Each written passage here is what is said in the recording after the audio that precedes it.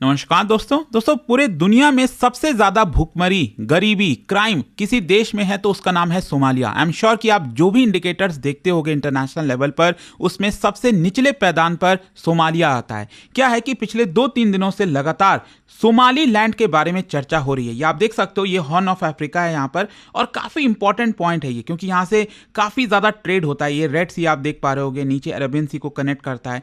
तो ये जो सोमालिया, ये काफी मायने रखता है। लेकिन हुआ क्या है कि इजराइल पहला देश बन गया है जिसने सोमाली लैंड, मतलब सोमालिया में ही एक हिस्सा है, मैं आपको बताऊंगा वीडियो में, सोमाली लैंड, उसको इंडिपेंडेंट स्टेट के तौर पर, एक नए देश के तौर पर रिकॉग्नाइज कर लिया है। और इसी की वजह से काफी ज्यादा बैकलैश देखने को मिल रहा है। इनफैक्ट खुद ट्रंप ने कहा है कि मैं इसको रिकॉग्नाइज नहीं करूंगा।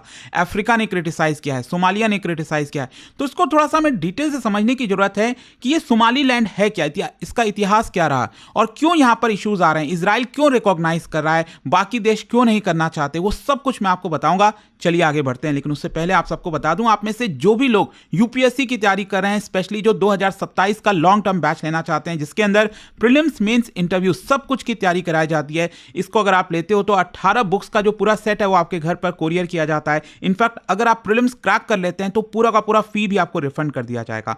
ये कोड है अंकित लाइव, मैक्सिमम डिस्काउंट के लिए लिंक कमेंट सेक्शन में दिया हुआ है, या फिर ये फोन नंबर पर आप कॉल कर लीजिए, मेरी टीम आपको अच्छे से गाइड कर देगी। चलिए शुरुआत करते हैं। सबसे पहले देखते हैं कि एग्जैक्टली हुआ क्या है। जैसा मैं आपको बताया कि इजराइल पहला देश बन गया है जिसने सोमाली लैंड को एक इंडिपेंडेंट और सोवरेन स्टेट के तौर पर रिकॉग्नाइज किया है। और इसकी वजह से आप देखोगे तो सोमालिया ने तो स्ट्रांगली अपोजिशन दिखाया है, कहा है कि ऐसा नहीं होना चाहिए। यहां पर जो अफ्रीकन रीजनल बॉडीज हैं, अफ्रीकन यूनियन, उन्होंने भी इस चीज को कंडेम किया है। और सबसे बड़ी बात, वेस्टर्न पावर्स भी डिस्कंफर्ट हैं, स्पेशली अमेरिका का कहना है कि हम इजराइल को नहीं मानेंगे, मतलब इजराइल ने ये जो डिसीजन लिया है सोमाली लैंड को लेकर, उसको हम नहीं मानेंगे। और ये जो डाइवर्जेंस है, इसी की वजह से पूरा ग्लोबल अटेंशन आपको देखने को मिलेगा। देखो, सबसे पहले आप ये समझ लीजिए कि जो हम सोमाली लैंड की बात कर रहे हैं ना, वो क्या है। ये आप देख सकते हो, इसको हॉर्न ऑफ अफ्रीका कहा जाता है। यहां पर बहुत सारे देश आते हैं, जैसा आप देख पाओगे। इसमें अगर आप सोमालिया देखोगे ना, तो कुछ इस प्रकार के शेप का देखने को मिलता है।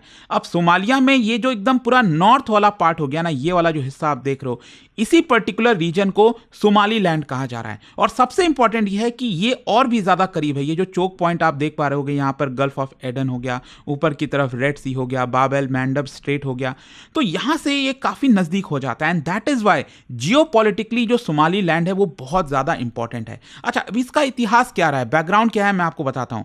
देखो, सोमाली लैंड बेसिकली जो हम बोल रहे हैं ना, वो ब्रिटिश सोमाली लैंड के तौर पर करस्पॉन्ड किया जा रहा है। क्या था कि अगर आप देखिए, पहले मतलब इंडिपेंडेंस से पहले यहां पर ये आप जो नक्शा देख पा रहे हो, तो इसमें सोमालिया का 2 हिस्सा आपको देखने को मिल रहा होगा। एक तो नीचे की तरफ ये वाला इटालियन सोमालिया, और ऊपर जो आप देख रहे हो ये आपका ब्रिटिश सोमाली लैंड प्रोटेक्टरेट का मतलब ये होता है कि ये जो इंटरनल चीजें होती हैं वो वहां के लोकल रूलर्स जो हैं उसको फॉलो करते हैं, वही सब कुछ देखते हैं। लेकिन जो डिफेंस हो गया, फॉरेन पॉलिसी हो गई, ये सारी चीजें जो है ब्रिटेन देखता था। तो इसीलिए ये जो सोमाली लैंड था एक समय, वो ब्रिटेन का प्रोटेक्टरेट था। क्या होता है, 1960 में ये इंडिपेंडेंट हो जाता है, और वॉलेंटरी, मतलब सोमाली लैंड ने वॉलेंटरी यहां पर अपने आप को इटालियन सोमालिया से ज्वाइन कर लिया, मतलब ये बन गया उस समय सोमाली रिपब्लिक। फिर क्या होता है, 1991 में एक बड़ा मोड़ आता है। 1991 में यहां की जो सेंट्रल गवर्नमेंट थी वो कोलैप्स हो जाती है, और उसी के बाद अगर आप देखोगे तो ये सोमाली लैंड अपने आप को इंडिपेंडेंट डिक्लेयर कर देता है। मतलब ये वाला जो हिस्सा, अगेन थोड़ा सा इस मैप में आपको दिखाता हूं, ये वाला जो हिस्सा आप देख रहे हो यहां पर, ये वाला, तो ये अपने आप को इंडिपेंडेंट डिक्लेयर कर देते हैं। उनका कहना है कि हमारी खुद की सरकार होगी, हम ही सब कुछ यहां पर फॉलो करेंगे। तो आई होप कि ये चीज आपको समझना होगा कि यहां पर सोमाली लैंड जो है वो 1991 में वापस से वजूद में आता है। उनका खुद का कॉन्स्टिट्यूशन है, इलेक्टेड गवर्नमेंट है, सेपरेट करेंसी है, और पुलिस और आर्म्ड फोर्सेस भी आपको देखने को मिलेगी। लेकिन पैराडॉक्स ये है कि डी फैक्टो ये कंट्री तो है, मतलब सोमालिया के अंदर ये अलग से ही एक प्रकार का देश है, लेकिन इसको कोई भी अभी तक रिकॉग्नाइज नहीं करता था। पहली बार हुआ है कि इजराइल एक पहला देश बना है जिसने यहां पर सोमालीलैंड को रिकॉग्निशन दी है, रिकॉग्नाइज किया है। आई होप ये चीज आपको समझ में आया होगा। अच्छा, क्वेश्चन अब ये आता है कि फिर इजराइल ने क्यों रिकॉग्नाइज किया, इसमें इजराइल का क्या बेनिफिट है। देखो यहां पर आपको हार्ड जियोपॉलिटिक्स देखने को मिलेगी। सबसे पहला है स्ट्रैटेजिक लोकेशन। मैं आपको बता रहा था ना कि इसकी लोकेशन बहुत इंपॉर्टेंट है। ये पूरा हो गया रेड सी, ये गल्फ ऑफ एडन है, अरेबियन सी है। तो यहां पर ये जो बाब एल मेंडेब आप देख रहे हो, यहां पर ये जो चोक पॉइंट है, स्ट्रेट है, ये सोमालीलैंड के काफी नजदीक से होकर गुजर रहा है, राइट। तो यहां पर आपको याद होगा कि जो यमन है, ये आप हौतीस देख रहे हो, यमन हो गया, ये लगातार इजराइल के एसेट्स पर अटैक करते रहते हैं। इजराइल से रिलेटेड कोई सामान वगैरह इस स्ट्रेट के थ्रू जा रहा है तो हौतीस जो है उसके ऊपर अटैक कर देते हैं। तो कहीं ना कहीं यहां पर जो इजराइल है वो चाहता है कि एक प्रकार से यमन बेस्ड जो हौतीस हैं उनके ऊपर काउंटर किया जाए। मतलब आप समझिए, ये जो पूरा पॉइंट आप देख रहे हो, यहां से 10 से 12% ग्लोबल ट्रेड गुजरता है। और जब से वॉर वगैरह स्टार्ट हुआ है मिडिल ईस्ट में, लगातार यहां पर इश्यूज आए हैं, प्रॉब्लम्स आए हैं। कई बार रेड सी को बंद करना पड़ा, बहुत सारी इश्यूज आप लगातार देखने को मिलता होगा। स्पेशली जो मैंने आपको बताया, हौतीस लगातार अटैक करते हैं। तो इसीलिए उसको काउंटर करने के लिए ये सोमालीलैंड की मदद लेना चाहता है इजराइल, एक सबसे पहला पॉइंट। दूसरा, सिक्योरिटी कैलकुलस। मैंने आपको बताया ना कि यहां पर जो इजराइल है वो एक न्यू स्ट्रैटेजिक फुटहोल्ड चाहता है, मतलब मिडिल ईस्ट में ही नहीं, उसके बाहर, ताकि जो क्रिटिकल सी लाइंस हैं उसको सिक्योर कर सके। और सोमालीलैंड बेसिकली क्या करेगा, एक पॉलिटिकल स्टेबिलिटी प्रोवाइड करेगा रादर देन सोमालिया के। अगर आप बजाय देखोगे, यहां पर मिलिट्रीली जो है वो कॉपरेट करने के लिए रेडी है सोमालीलैंड इजराइल के साथ। और कहीं ना कहीं जो रीजनल पावर की हॉस्टिलिटीज है उससे थोड़ा सा दूर है ये। तो इसलिए इजराइल को लगता है कि ये उसको काफी मदद कर सकता है। साथ ही साथ एक डिप्लोमेटिक सिग्नलिंग भी है। इजराइल चाहता है, दिखाना चाहता है दुनिया को कि देखो वो खुद से इंडिपेंडेंटली डिप्लोमेटिक नॉर्म्स को रीशेप कर सकता है। ये इजराइल का जो पोस्ट अब्राहम अकॉर्ड का अप्रोच है उसके अंदर भी फिट होता है। अब्राहम अकॉर्ड आपको पता होगा, इसके अंदर इजराइल, यूएई, बहरीन हो गया, मोरक्को हो गया, इन सभी ने साइन किया था, जो कि ट्रेडिशनल अलाइज नहीं थे इजराइल के। लेकिन इसी की वजह से आप देख सकते हो अब इजराइल चाहता है कि और भी जो देश हैं, रीजन्स हैं, वो उसके साथ आएं। और साथ ही साथ ये इजराइल का जो आउटरीच है अफ्रीका में, उसको भी दिखाने की कोशिश करता है। लेकिन क्या यूएस इसको मान रहा है? नहीं, क्योंकि यूएस और इजराइल तो काफी क्लोज पार्टनर हैं। यहां पर आप देख सकते हो, जब ट्रंप से पूछा गया इसके बारे में, उन्होंने साफ साफ मना कर दिया कि नहीं, यूएस इजराइल के साथ नहीं है इस मामले में, हम सोमालीलैंड को रिकॉग्नाइज नहीं करेंगे। अब क्वेश्चन ये भी आता है कि फिर यूएस ने क्यों इनकार कर दिया, क्या प्रॉब्लम है? देखो, सोमालिया बेसिकली यूएस का बहुत ही इंपॉर्टेंट सिक्योरिटी पार्टनर है। एक तो लोकेशन सबसे इंपॉर्टेंट। तो ये क्या करता है, यूएस सोमालिया से काउंटर टेरर मिशंस चलाता है। वो सोमालिया की जो फेडरल गवर्नमेंट है वो उसके साथ काफ़ी क्लोजली काम करता है। वहाँ पर अलकायदा लिंक टेरर ग्रुप है, उसको टारगेट करता है यूएस, अल शबाब जिसका नाम है। और साथ ही साथ सोमालीलैंड को अगर रिकॉग्निशन मिलती है तो ऑब्वियस सी बात है, जो सोमालिया है इस समय वो नाखुश होंगे, उसकी सरकार नाखुश होगी। सोमालिया का जो टेरिटोरियल यूनिटी है वो अंडरमाइन होगा, और काउंटर टेरर कॉपरेशन में उसको काफ़ी ज़्यादा कॉम्प्लिकेशंस आ जाएगी, मुश्किल आ जाएगी। तो यूएस ये कदम नहीं ले सकता। साथ ही साथ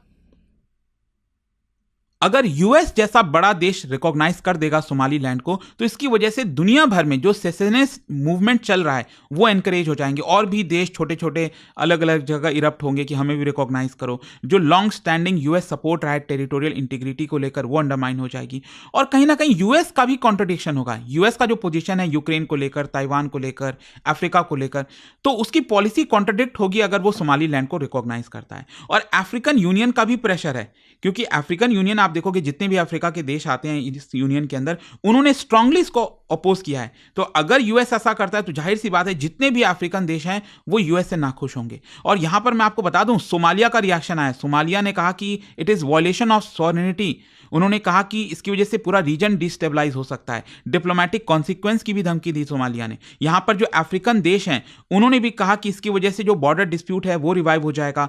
सेपरेटिज्म जो है इथियोपिया में, नाइजीरिया में, कैमरून में, वहां पर फिर और ज्यादा एनकरेज होगा। पोस्ट कॉलोनियल जो टेरिटोरियल ऑर्डर बना था वो कोलैप्स हो जाएगा। और इसकी वजह से यहां पर आप देख सकते हो जो एक्सट्रीमिस्ट फोर्सेज हैं उन्होंने भी धमकी दी इजराइल को। जैसे अल शबाब, उसने भी यहां पर कह दिया कि जो इजरायली इंटरेस्ट है हम उसके ऊपर अटैक करेंगे। ये ज़ायोनिस्ट इन्वेजन है एक प्रकार का। तो ये सब कुछ आपको यहां पर देखने को मिलेगा। लेकिन हाँ, इसमें एक इंटरनेशनल डायमेंशन भी मैं आपको बताता हूं। जो कानून है वो क्या कहता है।